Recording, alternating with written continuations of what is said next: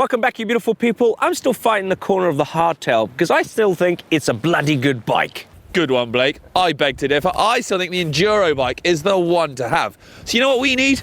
A good old head-to-head. Let's get it on. All right, see you later.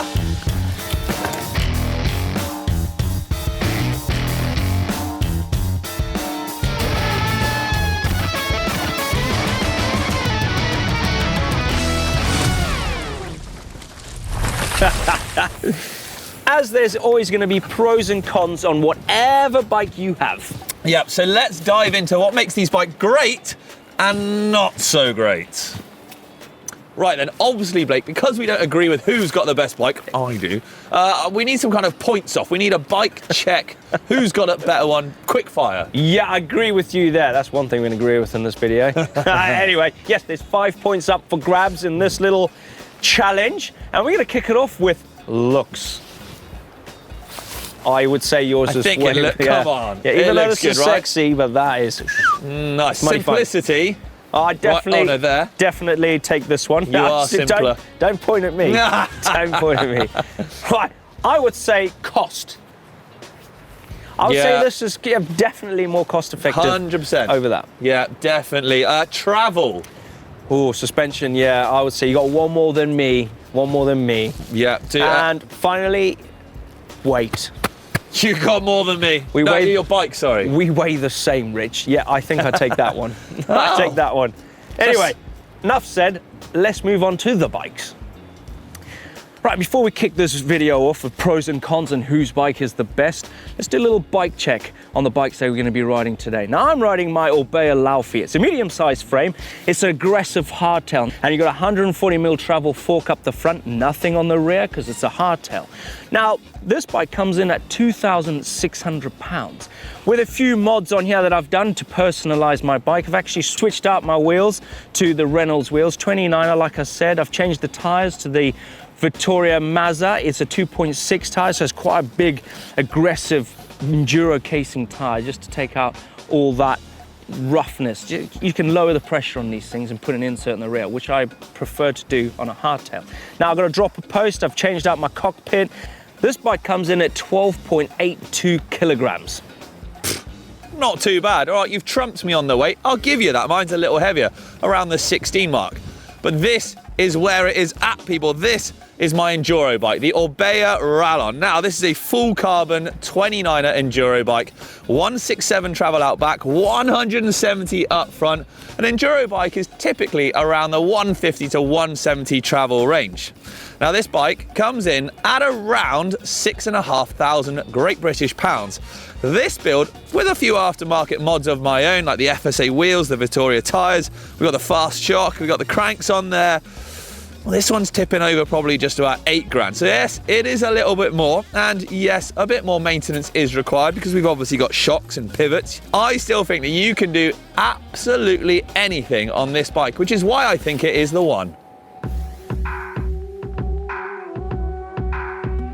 I'm going to kick things off first with the Enduro bike. Pros: versatility. Enduro bikes are versatile, able to handle both the climbs and the descents with ease. Suspension. Featuring pretty long travel, they allow you to tackle the roughest terrain with confidence and control. Durable. Yep, they are built to withstand the roughest, toughest, most aggressive of riding. Obviously having nice strong components as well. Descending capability. Yes, slack geometry and long travel mean that an Enduro bike is literally the perfect downhill rig. But don't worry, it can still get you back up. All-day comfort, they're built for it. You can literally ride all day on these wondrous machines. Cons: weight. All right, as we've said, the Enduro bikes do tend to be a bit heavier than that hardtail counterpart, meaning you have got to lug around a little extra. Cost: Enduro bikes with their high performance parts generally tend to cost a little bit more. So if you're looking to get into mountain biking for the first time, it could be a tricky way to go. Efficiency whilst climbing. Yeah, the Enduro bike, whilst it can do it, it might bob up and down a little bit more. And we said it does weigh a bit as well. So it's going to make climbing tougher. Overkill. If you're riding primarily mellow blue trails or flow stuff, it can be a bit much and unnecessary. Maintenance. Complex suspension and aggressive riding generally done on them means that more maintenance is going to be required. The hardtail, aggressive hardtail to say the least, can take on virtually any trail that you throw at it. It offers simplicity and performance as well. Pros: aggressive handling. Hardtails with long travel forks and aggressive geometry can handle rough and technical trails with confidence. The slack head angle and long forks provide stability, control, especially on descents. Simplicity. They have fewer moving parts compared to a full suspension bike, which can result in low maintenance and repair costs. Efficiency. Known for their efficient power transfer, especially during climbs and on smoother trails. With no rear suspension to absorb pedaling input, more energy is transferred directly to the wheels. Durability. Often simpler and more robust than a full suspension frame, they can withstand aggressive riding and the occasional impacts. Affordability, the biggest pro. Hardtails are more affordable than a full suspension model with similar components. This can make them a more accessible option for riders on a budget. Cons: rough riding. Hardtails lack rear suspension for obvious reasons. It's a hardtail, which can result in rougher ride, especially on rough technical terrain. Fatigue and discomfort on longer rides or extreme rough trails will occur. Despite the long travel forks and aggressive geometry, hardtails have limitations where it comes to descending compared to an enduro bike. You may feel less confident and comfortable on extreme steep and technical descents. With no rear suspension absorbing impact, hardtails can be less forgiving on rough terrain. Hardtails typically have less rear wheel traction compared to an enduro bike, especially on loose or technical climbs.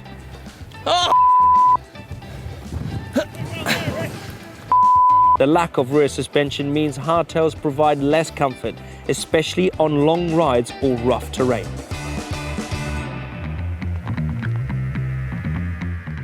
As I think that the hardtail's the best climbing goat on smooth ground, okay?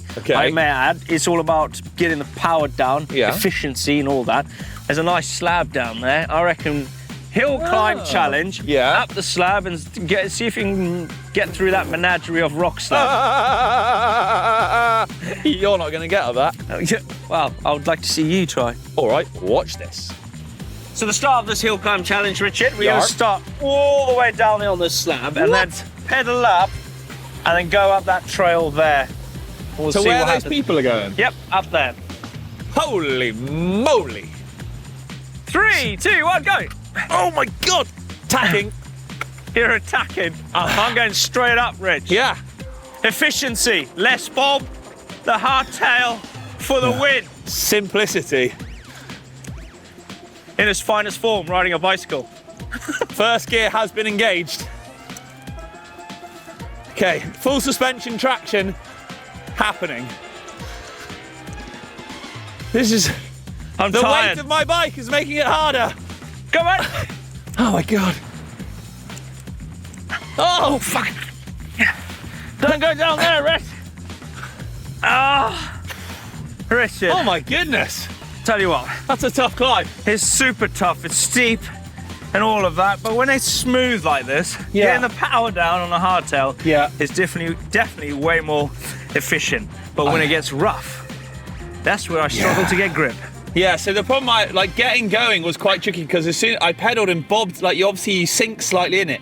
So you went straight up, which is up, I was like, oh, fair play. I actually had to veer off to the left and sort of tack my way and then slowly straighten. Exactly, so when your rear squats down, it lifts the front up, so it Exactly, feels like so you're I'm going to really hunched over the front, whereas obviously you don't have that issue at all. No. You've got no squat. No, but when it comes to the rough stuff, you can use that suspension to your advantage. I can. It tracks the ground a lot easier. Yeah. You can get the power down. There's pros and cons.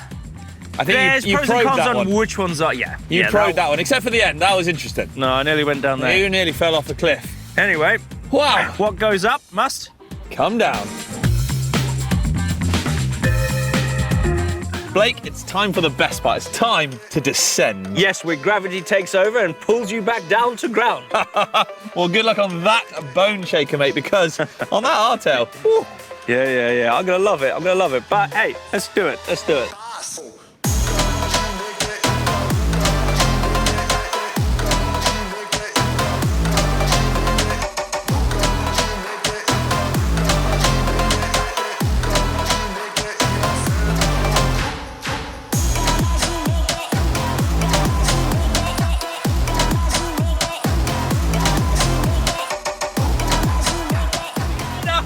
Oh, Rich. Crazy bugger.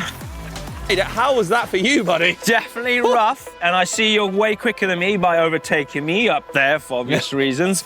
I was finding the nice, smoother, less direct line, but I'm trying to, you know, not come into a mechanical issue with a flat tire or a rough ride. Yeah, definitely looked wild. Now, I think on something like that, the Enduro bike 100% had the upper hand, right? Yep.